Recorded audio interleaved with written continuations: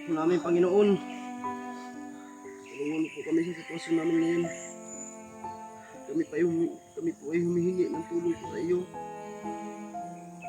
Dahil sa mga nangyayari ngayon. Lord, ikaw na pong bahala sa lagayan namin dito sa bundok. Sobrang kritikal po ng buhay namin.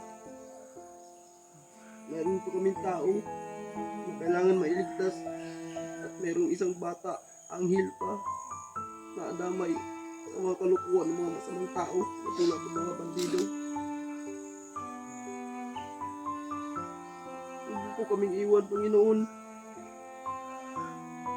Lubayan mo po kami palagi sa aming mga misyon. Kami naman po ay tumutulong. At patawarin niyo po kami, Panginoon, at kami ay nakasala sa iyo. Nakapatay kami ng kapwa namin tao. Dahil sila ay mga masama. Mapatay sila ng mga tao walang laban. Mapatay sila ng mga tao, mga inosente, mga bata. Ulagin mo po ang mata sa mga kalaban na hindi kami makita. Para tuloy-tuloy yung pagpunta namin sa taong nangangailangan ng tulong na kapatid ni Brad William. At saka yung pamangkin ni Brad William na anghel pa yun. Isang taon pa yun.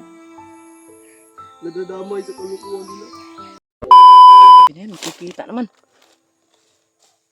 Magdasal mga tayo. Makanti ang dasal natin.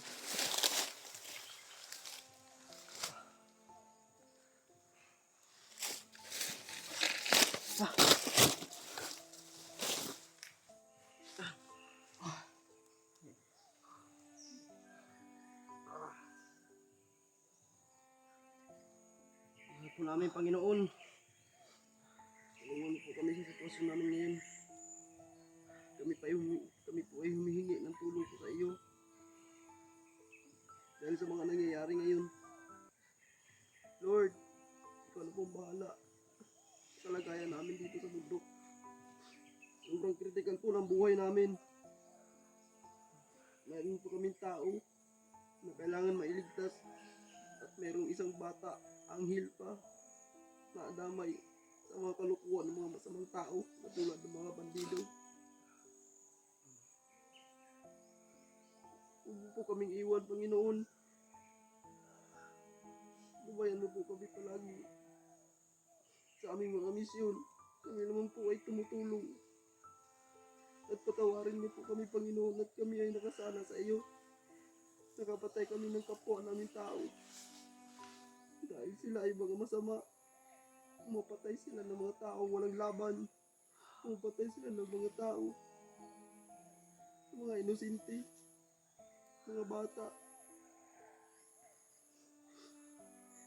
Ulagin niyo po ang mata sa mga kalaban na hindi kami makita. Para tuloy-tuloy yung pagpunta namin sa taong nangangailangan ng tulong na kapatid ni Brad William. At saka yung pamangkin ni Brad William na anghel pa yun. Isang taon pa yun. Nadadamay sa kalukuhan nila.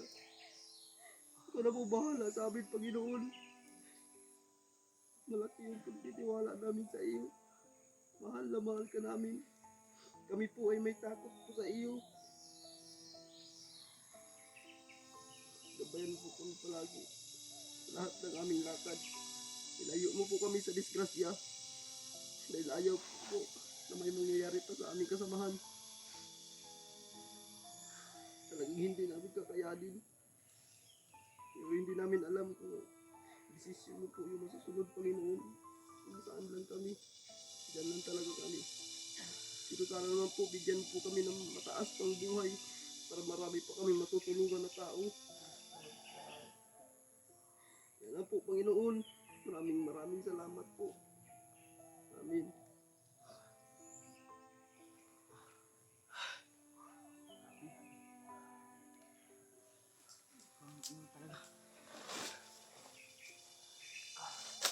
Laban tayo.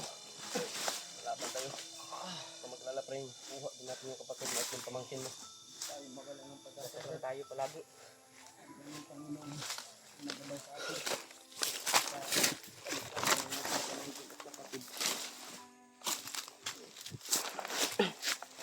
Sa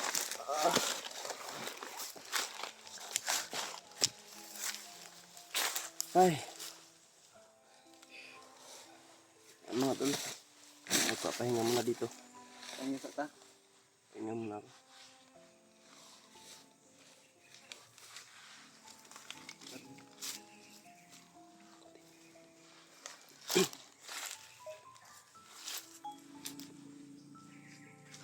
Halang nanghihina ako man. Pumasok kasi si tatay sa iyo, Brad. Hindi pa Bigla ang pagpasok ni tatay ba? hindi pa masyadong malakas yung katawan mo. Kaya hindi pa masyadong Pero kailangan niya yun eh. makarecover. Yung nagpapasalamat din ako, pumasok siya. Grabe yung pagsubok na yun. Talagang malakas talaga si Kalabaw. Mayroon na namang bandana si Kalabaw na hindi siya makikita. Anong bag? Nadiri. Anak ka to, Gerald. Tawagan ako turon.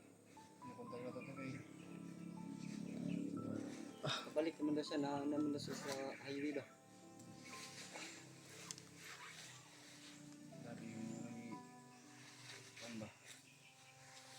Kanila na daw Hindi tayo uwi, Brad, hindi natin madala yung pamangkin ko o kapatid man lang. Hindi tayo uwi, nawala tayong dala. Kaya ngayon, pakirelax muna tayo. Dahil galing tayo sa digmaan. Huwag kayong lumapas dun sa ano nilibing ko dyan ano. Hindi tayo makita.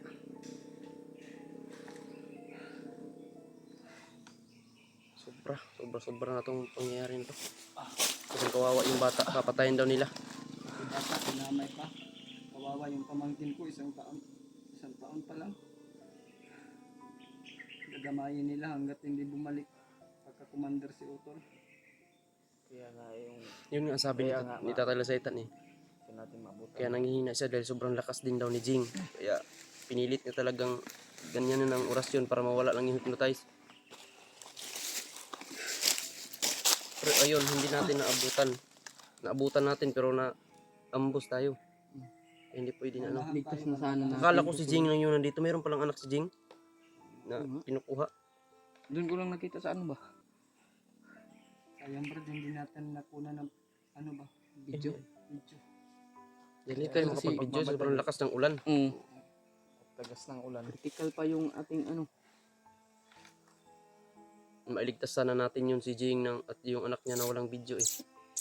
Pero di na importante yung video. Importante yung buhay ng kapatid mo. Maligtas lang natin.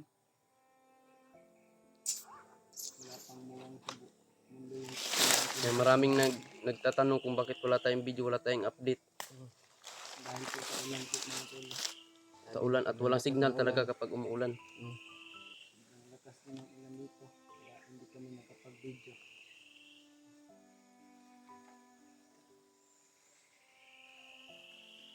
Buti na lang ngayon ba hindi umulan. Baka mamayang gabi. Si Gerald pwedeng magpanggap bilang isang bandido para makababa at makabili ng pagkain. Hindi pa rin tayo kumpensa. Dahil alam mo, wise ang yung mga kalaban natin, napaka mautak din.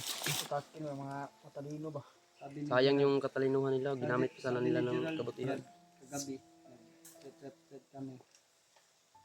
May humarang doon sa kanyang bandido kaya tinago niya yung cellphone niya para hindi mahalata. Sinasilent niya ba? Tinatago niya para hindi daw mahalata siya na bababa ba.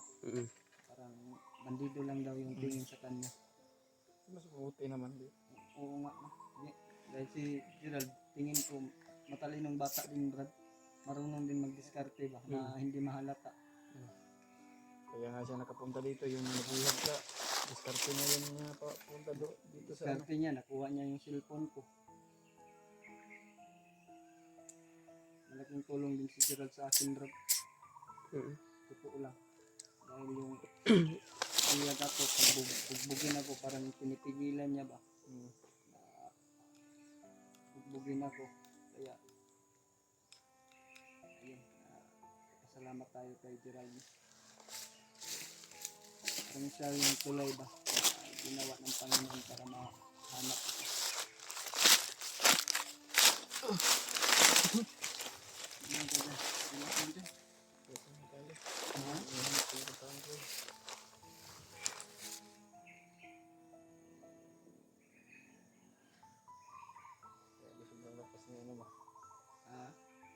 Talaga. paghagis pag ano sa bandana niya, napalipad ako.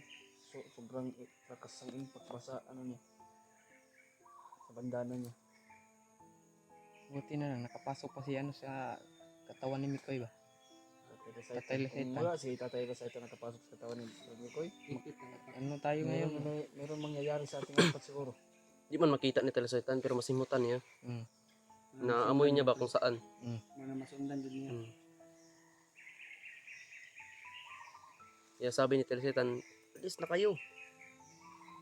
Dahil kapag patayin daw niya si Kalabaw doon, may mamamatay din daw sa atin. Kaya Yan lang. ayaw natin na mangyari pa sa atin yan. May Kaya mga pinilit patay. nating umatras. Hindi naman masama ang umatras.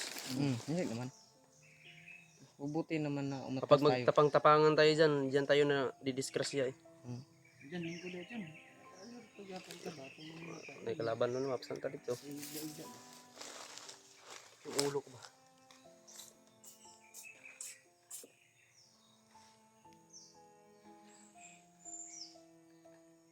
sana hindi matagal Brad na makuha natin yung kapatid ko.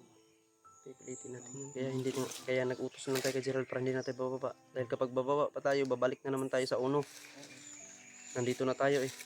Matagal kaya hindi kami bumaba ni Brad nito eh. May mission din kami. Hanggang si Gerald na hanggang tumulong siya po yung bumaba po mga kulong na para bumili po ng pagkain dahil may mga natitira naman po yung binigay niyo sa amin. Ipinito namin at nakabili ng pagkain at ng tubig po mga kulong. Tumulong din si Gerald sa amin mga kulong. Salamat po sa kanya. Hindi lang po mga kulong. Nauna talaga sa kanya. Nabuslot naman din akong kontreng eh. Siyempre kung tail bread, dagan bread ba eh? Oo, ito'y boots ba? Kuha akong Slot na daw. Oo, gano'n. Gisi-gisi na gano'n. No? Delikado na brad, kung makatunog pag kuwan. Ang bildo Mga bitaw ha. Billo ko ni yung mga matatalim na ano. Natatalim na. Siguro gapon ko yung boots ani sunod. Da mo, nidili